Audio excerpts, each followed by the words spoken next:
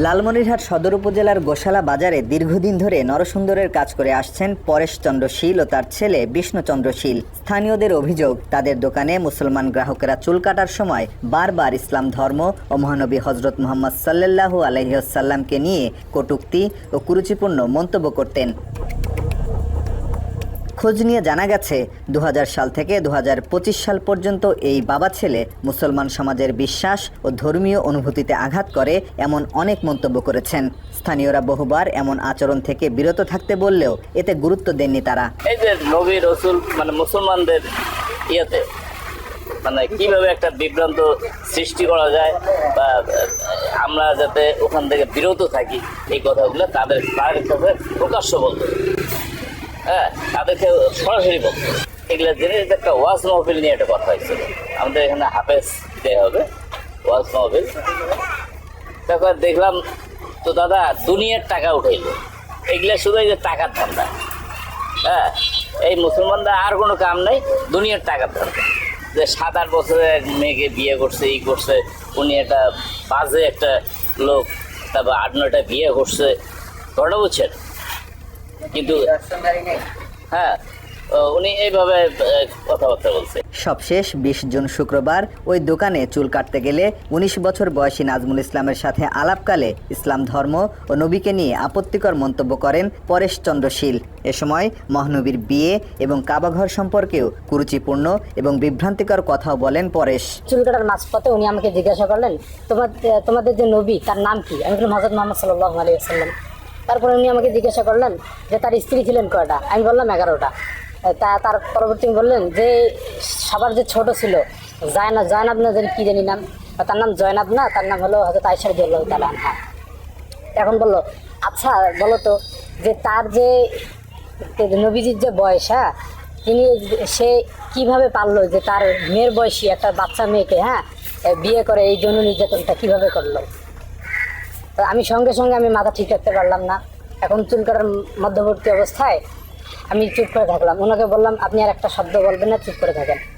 এখন চুল কাটছে, এখন শয়তানের রশিদুল্লাহ আরে আমাকে বারবার ঘুতাইতেছে আর বলতেছে, আচ্ছা বলো তো এই অকামটা কেমনে করলো? আমাকে এভাবে বারবার আমাকে ফুসকানি তুলে দিচ্ছে। তো মধ্যবর্তী শেষ পর্যায়ে চুল কাটা আমি ওই অবস্থায় দাঁড়িয়ে গেলাম। দাঁড়ানোর পূর্বে উনি আরেকটা কথা বলছে যে তোমার দাড়ি রাখার কোনো প্রয়োজন নাই, শেষ বয়সে তুমি দাড়ি রাখবে, এই যুবক বয়সে দাড়ি রাখার প্রয়োজনটা কি? এই ধরনের কথাবার্তা করে আমাকে বিভ্রান্ত করার চেষ্টা করছে। তারপর আমি পরবর্তী সঙ্গে সঙ্গে ওখান থেকে উঠে ওনাকে টাকাটা বুঝিয়ে দিয়ে বললাম যে আমি আপনার আজকে একটা ব্যবস্থা করবো। আপনি আমাদের ধর্ম নিয়ে অবমাননা করেন, আমাদের নবীজিকে নিয়ে গালিগালাজ করেন, আমি আজকে আপনার একটা ব্যবস্থা করবো। এই কথা বলে আমি দোকান থেকে বেরিয়ে আসি। এই ঘটনা দ্রুত বাজারে ছড়িয়ে পড়লে উত্তেজিত জনতা তার দোকানে গিয়ে ঘটনার কারণ জানতে চান, তবে কোনো সন্তোষজনক উত্তর না দিয়ে ক্ষমা চাইতে থাকেন তারা। পরে উপস্থিত জনতা পরেশ ও বিষ্ণুকে পুলিশের হাতে তুলে দেন। জিজ্ঞাসা করার পরে ওনারা আমতা করে বলে আমাকে এইভাবে বলিনি, হ্যাঁ ঠিক আছে, আমাদের ভুল হয়ে গেছে, আমাদের ক্ষমা করেন, আমাদের মাফ করে দেন। হ্যাঁ, তারপরে থানায় খবর দেওয়া হয়েছে। থানায় খবর দেওয়ার পরে থানা তদন্ত অফিসার এসে তাদেরকে থানায় নিয়ে যায়। ও নিজে স্বীকারোক্তি দিয়েছে ওই জায়গায়, ওই যখন ওরা আসছে মসজিদ থেকে, ও নিজে স্বীকারোক্তি দিয়েছে। উনি বলছে, হ্যাঁ উনি বলছে, উনি নিজে স্বীকারোক্তি দিয়েছে। আমি বলছিলাম বলে না, এরকম আলোচনা না করাই ভালো। কি আলোচনা করে?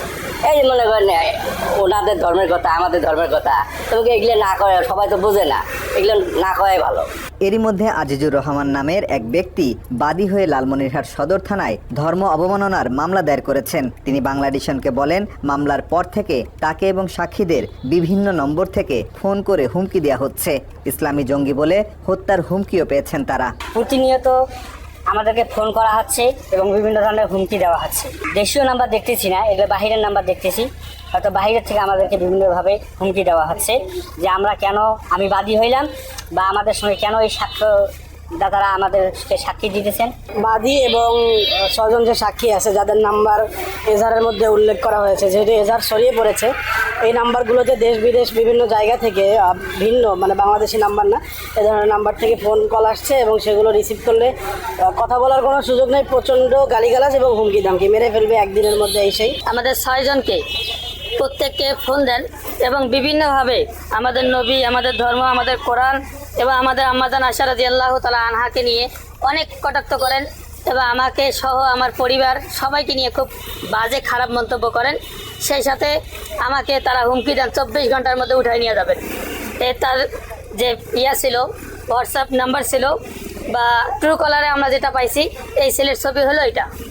এই ছেলেটা আমাকে এত বেশি বাজে কথা বলছে, যেটা আমার জবান দ্বারা বলা, এখানে ক্যামেরার সামনে বলা সম্ভব হচ্ছে না। নাম্বারটা মনে হচ্ছে এটা ভারতের, পশ্চিমবঙ্গের নাম্বার। মামলা নিয়ে হুমকি থেকে বাদ যাননি লালমনিরহাট সদর থানার ওসি নুরুন নবীও। দেশি বিদেশি ফোন নম্বর, এমনকি হোয়াটসঅ্যাপেও পেয়েছেন হুমকির বার্তা। অকথ্য ভাষায় করা হচ্ছে গালাগাল, ইসলামের নামে ভণ্ডামি না করতেও দেয়া হচ্ছে সতর্কতা।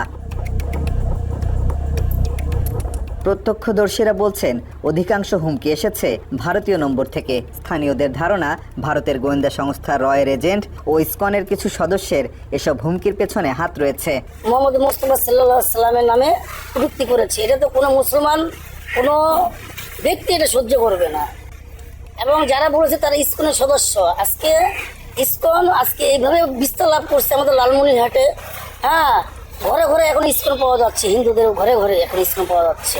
বিশু এবং বিশুর বাবা ইসকনের কাজ করে, সেহেতু আমরা ধারণা এটা করতে পারি যে ইসকনের লোকেরা এই বিষয়ে আমাদেরকে হুমকি দিতেছে। তারা সাহস পায় কোথায়? তাদের সাহস একটাই, তারা রয়্যাল এজেন্ট, তারা ইসকনের সদস্য।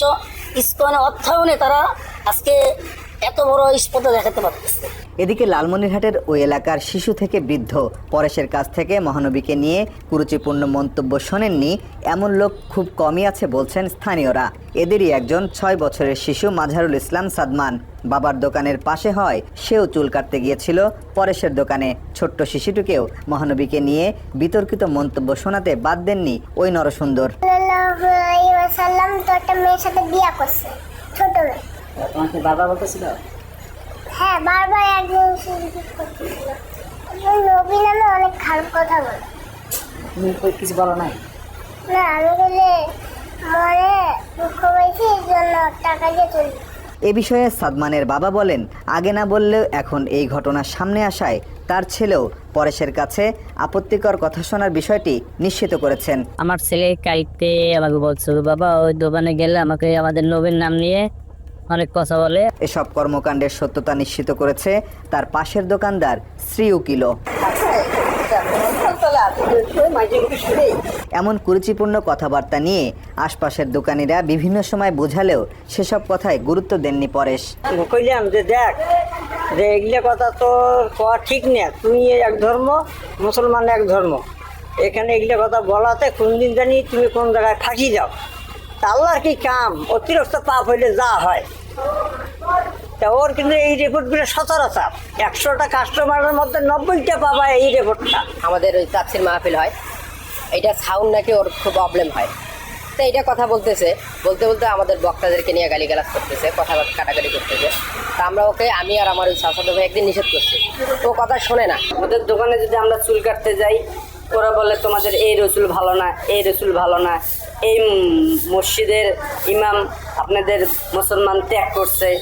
এই কথাগুলো নিয়ে অনেক নাড়াচাড়া করে। আমরা একে অনেক বুঝাইছি যে ভাই তোরা তোদের ধর্মে থাক, আমরা আমাদের ধর্মেই থাকি, কিন্তু ও মানে না, কথাটা শোনে না। এনার এটা হলো স্বভাব চরিত্র হলো এটা। আমি অনেকদিন না করছি। হ্যাঁ, আমি বলছিলাম যে তুই তোর ধর্ম পালন কর। আমি একদিন ওনার খাবার একটা টিফিন কারি ছিল, এটা লাড়ছি, ওই জন্য উনি ভাত খাবে না। ওই ছোটোবেলা থেকে দেখি ও বিভিন্ন সময় আরেকজন কারো না কারোর সাথে এই টুকটাক এই কাজিয়া লাগে, কথা কাটাকাটি হয়। এই বিষয় যে কোনো ইসলামের মানে ধর্মীয় বিষয় নিয়েও কথা বলবেই। এরপরও প্রথম আলো সহ দেশের প্রথম সারির বেশ কিছু গণমাধ্যমের খবরে বলা হয়েছে, গ্রেপ্তারের পর পরেশ ও বিষ্ণুর পরিবারের উপর হামলা ও হত্যার হুমকি দেওয়া হচ্ছে। তবে বাংলাদেশের কাছে এসব অভিযোগ অস্বীকার করেছেন পরেশের স্ত্রী গীতারানী শীল। কেউ কি কোনো আপনাদের ফোনে ফোন করে কোনো কথা বলে, মানে খারাপ আচরণ বা গালিগালাজ বা হুমকি? না না না না, গাড়ি খেলা চালানো দেয় নাই বলে কোনো করে নাই না। এছাড়া একটি ভিডিও বার্তায় পরেশের পুত্রবধূ দাবি করেন 10 টাকা নিয়ে ঝগড়ার জেরেই এই নাটক সাজানো হয়েছে। তবে স্থানীয়রা বলছেন ঘটনার সময় কিংবা থানায় কেউই এ ধরনের কোনো দাবি করেনি, বরং জনমনে বিভ্রান্ত সৃষ্টি এবং আইনি প্রক্রিয়াকে প্রশ্নবিদ্ধ করতেই এমন বক্তব্য প্রচার করা হচ্ছে। 10 টাকার যে একটা ঘটনা, 10 টাকার ঘটনাটা হাইলাইট করা হয়েছে, এটা আসলে কিভাবে? এটা সব বানোয়াট ভাই, আমি এসবের কিছুই জানি না। আর দেখেন আমি ওনার দোকানে কোনোদিন যাইও নাই, মানে আজকে মানে এই গত শুক্রবারই প্রথম আমি ওনার দোকানে গেছি, কারণ জুমার নামাজের আগ মুহূর্তে কোনো মুসলমান দোকান খোলা রাখবেন আপনি তো জানেন। কিন্তু ওই সময় আমি দোকান না পেয়ে এখন চুলো কাটা খুব প্রয়োজন, আমি ওনার ওই দোকানে গেছি। যে আমি চিনি না জানি না এই ধরুন অকট্য কথাবার্তা আমি তাকে কেন বলবো? স্থানীয় সচেতন নাগরিকরা বলছেন, রাষ্ট্রীয় আইনে পরিষ্কারভাবে বলা আছে মহানবী ইসলাম ধর্ম নিয়ে অবমাননাকর মন্তব্য শাস্তিযোগ্য অপরাধ। তাই যারা এই আইন লঙ্ঘন করেছে তাদের দৃষ্টান্তমূলক শাস্তি নিশ্চিত করতে হবে। এই যে বিষয়টা নবী মুহাম্মদ সাল্লাল্লাহু আলাইহি ওয়াসাল্লাম বা আমাদের নবীজিকে নিয়ে কোনোভাবে কোনো কটূক্তি করা যাবে না, যেটা আমাদের রাষ্ট্রীয় নিয়ম রয়েছে, আইন রয়েছে। সেই আইন জানার পরেও বা আইনকে বৃদ্ধাঙ্গুলি দেখিয়ে যারা এই ধরনের কাজ করছেন তারা নিশ্চয়ই বাংলাদেশের একটা সদ্যনশীল একটা মহল, যে মহলটা দেশের মধ্যে অস্থিতিশীল পরিস্থিতি সৃষ্টি করার কাজ করছেন, এগুলোকে আরো ভালোভাবে আইডেন্টিফাই করে এবং এদের আরো কঠোর শাস্তি দেওয়া উচিত। এই পরিস্থিতিতে পরেশ ও তার ছেলে বিষ্ণুকে জামিন দিলে ভারতীয় র তাদেরকে হত্যা করে মুসলমানদের উপর দায় চাপানো সহ ধর্মীয় দাঙ্গা লাগাতে পারে বলেও আশঙ্কা করছেন স্থানীয়রা।